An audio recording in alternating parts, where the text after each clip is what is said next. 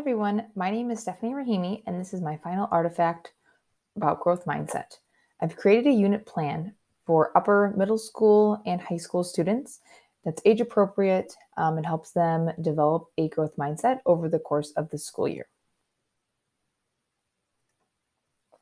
An overview of this unit plan is there's 3 lessons to start off with to introduce growth versus fixed mindset, grit, and then to introduce them into passion and finding different areas of their life that they're interested in growing their mindset in.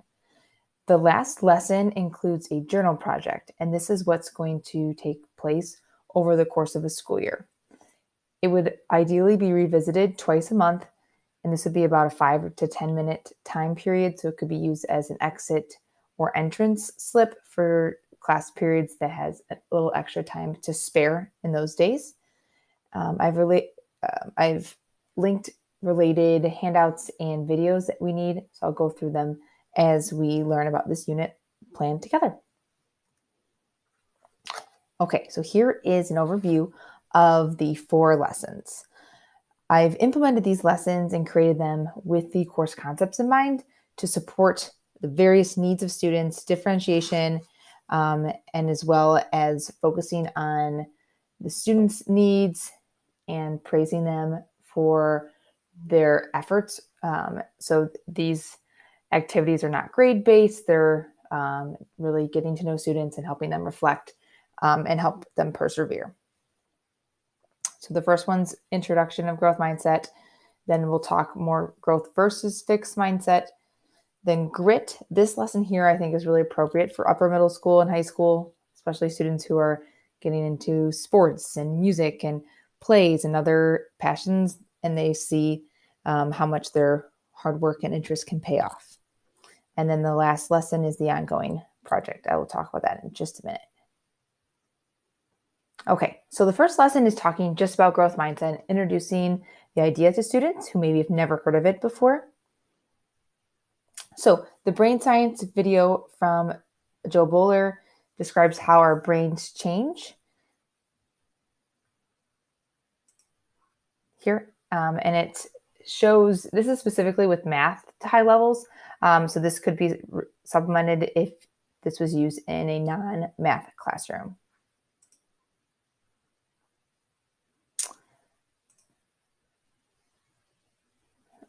Then I would recommend having a discussion afterwards. So this video discusses the neuroplasticity of the brain and how it grows and new connections are made when students make mistakes. And that's how your brain grows and develops throughout the learning process. So having students talk about questions they have and interesting points can get them thinking and relating more to the video. So they're connecting it to their own processes that they're doing throughout their own class periods and their learning methods. Then additionally, there'd be a multiplication activity. So I've linked here slides, and it's having students explore multiplication in their head and discussing the process that they use. And it can be very different than their neighbor. So when I use this with my students and implemented it, I had them first do with a practice problem and find 2 different ways to solve it. And then I had them do the 18 by 5. So no calculator, and they wrote out or drew a diagram of how they solved it. They shared with their partner, and I had them compare and see whose methods were the same. And then this video, this is also from Joel Boller's website, has college students from Harvard answering and explain how they solved the problem. My students were very engaged in this because one student got the problem wrong and others were relatable and were obviously struggling with doing it in their head. And that showed my students that there's always growth. Not everyone's perfect at this, but we're all trying. And that's the important part of our learning process. So lesson 2 then talks more about the fixed mindset and comparing the two. The first video, it discusses the differences between the two in kind of an engaging doodling video while the author is speaking. This next activity is a cooperative activity. It can be used as a math activity, but really it can be used in any classroom to have students work together and depend on each other. And then students at the end will create their own poster about growth mindset, and they can complete that for homework if they did not do that in class. But that can help them relate and start writing down examples that they've thought of before. So the intro video looks like this. And the build it task, basically each student is going to have their own 1 or 2 direction cards that's different than the other people in their groups. So each student would have, say, 2 direction cards, and they can only read their own directions. They can't put them all in the center to read them together.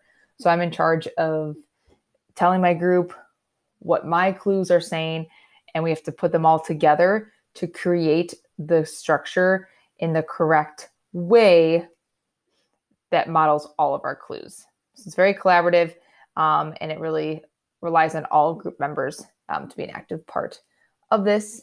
So this activity facilitates more discussion, and teachers can summarize and ask students for feedback of how did it go, what could they have done better, what are different ways that they were struggling with their group, how did they overcome it. Those kind of good questions are a great way to end that activity and apply those principles that they learned to future learning scenarios. Okay, then lesson 3 is talking about grit. Do you have grit?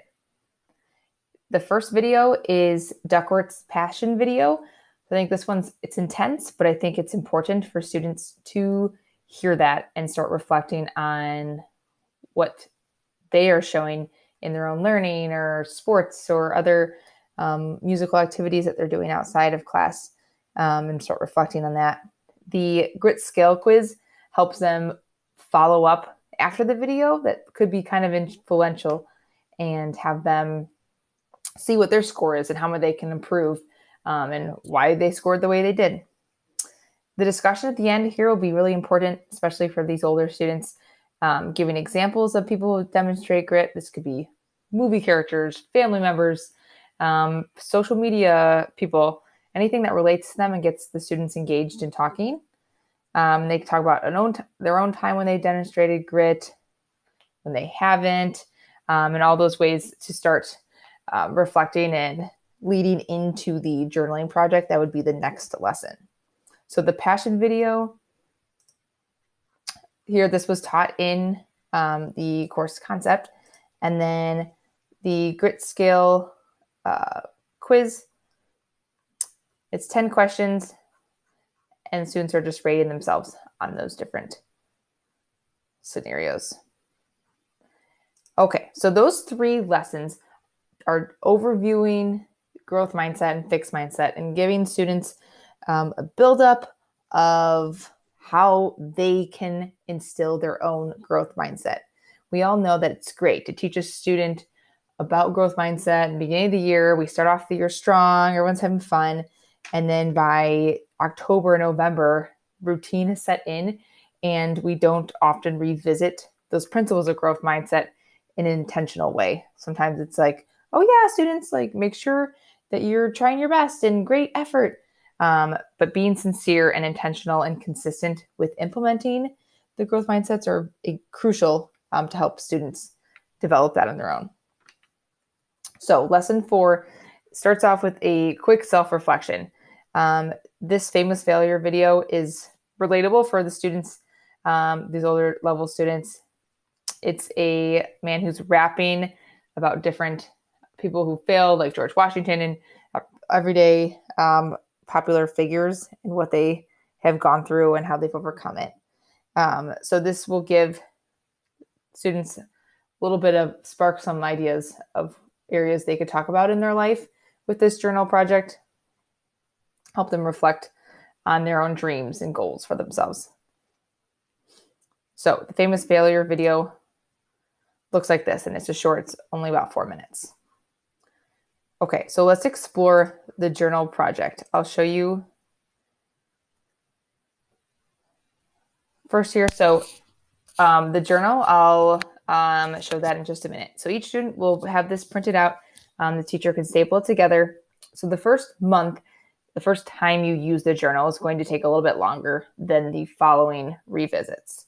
So the month one, students will be filling out the first 2 pages, and this is their passions, and they'll be ranking areas that they're interested in. And these are what they'll focus on each month during the journal. So that's month one.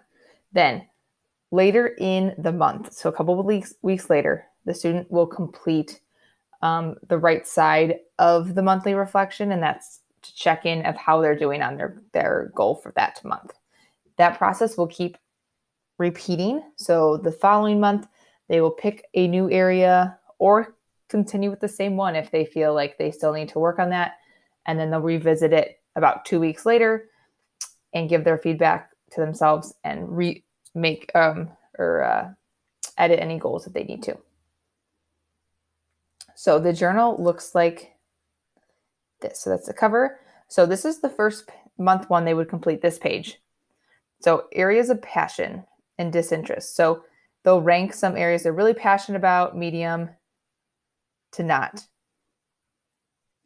Then below, they're going to take these areas and sort them accordingly. So if they think, hey, I already have a really strong mindset with completing my homework, they might put that here, but they have no growth mindset on eating healthy.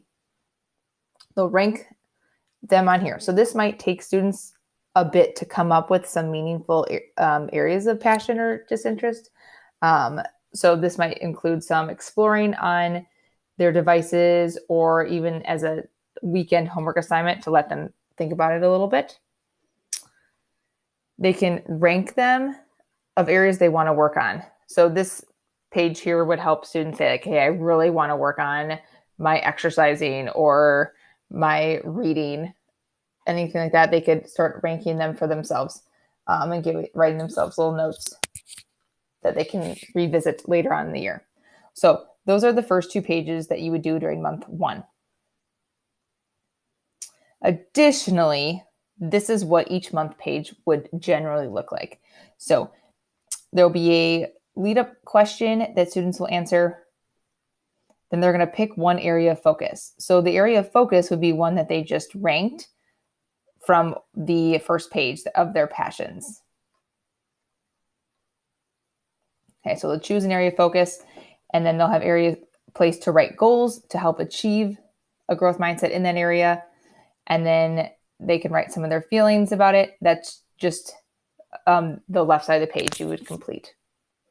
Then about 2 to 3 weeks later, towards the end of the month, they would complete the check-in, reflecting on how this goal went in their life during the month. So each month, some of the questions are a little bit different to mix it up, but they will still be creating goals, revising goals, and reflecting on their progress each time. So in a normal school year, teachers would probably use about 8 months of goals. So that means that students were coming up with 12 areas, ideally, and only using 8 of them. So students who are struggling to come up with all of them, teachers could assure them that they don't need all 12. They won't have time that year to revisit all of them.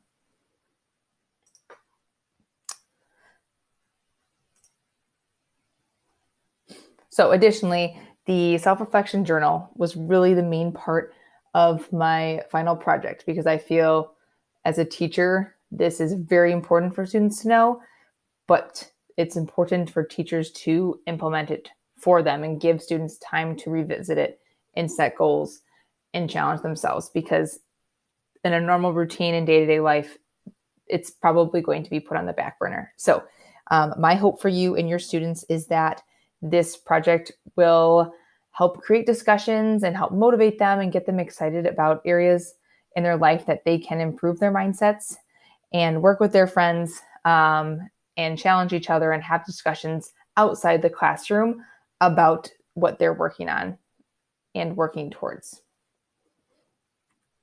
These are some of the references that I've included and that I've used for some of my materials within the unit plan.